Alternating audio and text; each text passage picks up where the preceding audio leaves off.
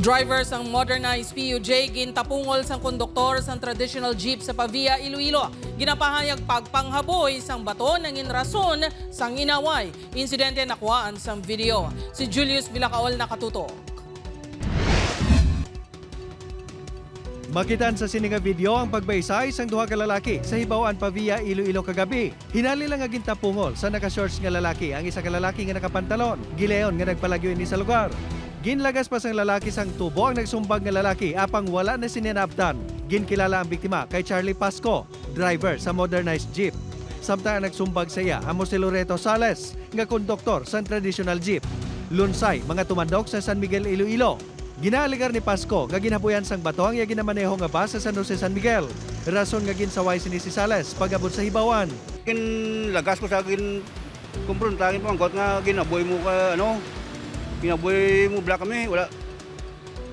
Dito son do siya pang misog na muna. Sige pamangkot ka mo lang mga lain-lain ng mga sabate bla. Gin panginwala naman ni Sales ang aligasyon ni Pasco. Suno sa iya, gin kakibot na lang sini sang ginharas siya kagin pa si Bangdan nga nangaboy sang bato.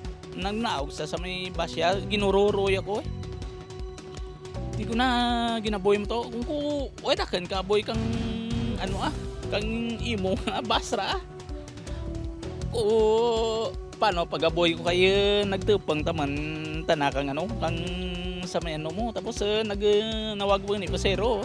Dugang pa ni Sales, hindi lang ini ang tion nga ginpahog siya sang biktima. Nagpablatter na si Pasco sa San Miguel Police Station kag handa nga magpasaka sang reklamo. Desidido naman si Sales nga ini ang atubangon.